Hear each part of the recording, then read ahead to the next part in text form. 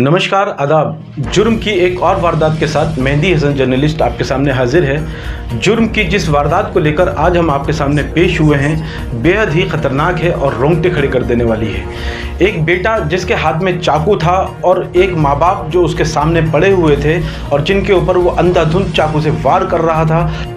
माँ और बाप दोनों गिड़गिड़ा रहे थे, अपनी जान की भीख मांग रहे थे, अपनी जान पे रहम मांग रहे थे, लेकिन वो जालिम बेटा अपने माँ बाप की कोई बात सुनने को तैयार नहीं था और लगातार उन पे वार कर करके उनको मौत के घाट उतार दिया। और जब उसे पूरा यकीन हो गया कि ये दोनों मर गए तो उसके बाद फिर वो दो और कत्ल करने के लिए आगे बढ़ता है। तो वो किन दो और लोगों का कत्ल करने के लिए आगे बढ़ता है और क्यों इस जालिम बेटे ने अपने माँ बाप के ऊपर इस तरीके से ताबड़तोड़ चाकू से वार किए, जानेंगे पूरी वारदात।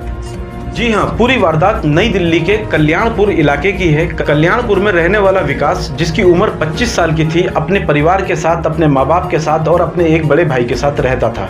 विकास का बड़ा भाई शादीशुदा था और नौकरी भी करता था, लेकिन विकास बेरोजगार था और कहीं नौकरी नहीं करता था और वो सारा समय शराब पीने में ही बिता देता था। माँ बाप उसको समझाते थे कि वक्त के साथ आपकी उम्र 25 साल हो गई है, अब आप काम करना शुरू करो, अब आप रोजगार करना शुरू करो, अब आप कुछ कमाना शुरू करो। लेकिन माँ बाप की इन बातों को सुनकर विकास गुस्सा होता था, नाराज होता था। माँ बाप के लाख समझाने के बाद भी विकास कोई काम नहीं किया करता था और शराब लगातार पीता रहता था। एक सुबह जब उसके माँ और बाप दोनों उसको समझा रहे थे और उससे ये कह रहे थे, अब तुम्हारी उम्र 25 साल हो गई है और अब तुम्हें कुछ कमाना चाहिए और इन बुरी हरकतों से बाज आना चाहिए और इन बुरी हरकतों को जो तुम शराब पीते हो इन्हें छोड़ देनी चाहिए।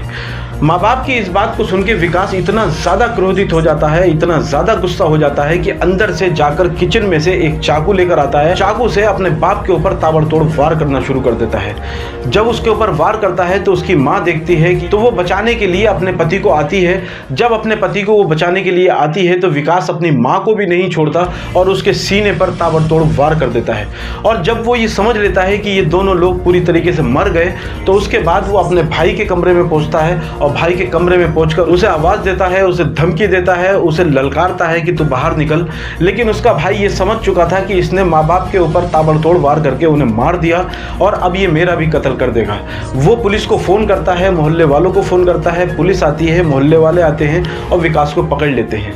विकास को पकड़ने के बाद जब पुलिस थाने लेकर जाती है तो उससे ये पूछती है कि तुमने अपने माँ बाप के साथ ऐसा बेदर्दी का काम क्यों किया, इतनी बेदर्दी से उनका कत्ल क्यों किया, वो तुम्हें समझा ही तो रहे थे। तो वो ये कहता है कि मेरे माँ बाप मुझे अपना बेटा नहीं समझते थे, वो अपने सारे पैसे और अपना सारा प्यार वो मेरे बड़े भाई को ही देते थे, मुझे वो प्यार नहीं करते थे और इसीलिए मैंने अपने माँ बाप का कत्ल कर दिया और मैं अपने भाई का कत्ल नहीं कर पाया, अपनी भाभी का कत्ल नहीं कर पाया, इस बात का मुझे अफसोस है, लेकिन मैंने अपने माँ बाप का कत्ल कर दिया, इस बात का मुझे कोई अफसोस नहीं है। तो दोस्तों, जैसे हमने देखा कि कलयुग के इस काल में इस जालिम दरिंदे और वहशी बेटे ने जिस तरीके से अपने माँ बाप का कत्ल किया और जिस तरीके से अपने भाई का और भाभी का कत्ल करना चाहता था, तो क्या लगता है कि आज इंसान पैसों के लिए सारी मान मर्यादा और सारे रिश्ते नाते भूल चुका है? आप अपनी इस मामले पर कमेंट कर राय दें। आपकी क्या राय है कि इसमें विकास को कैसी सजा मिलनी चाहिए?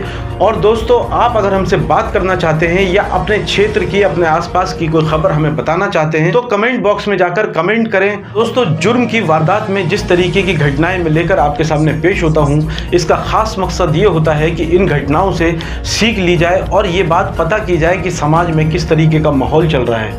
अगर आपको हमारा चैनल पसंद आता है तो इसे सब्सक्राइब करें, शेयर करें और लाइक करें। जय हिंद, जय भारत।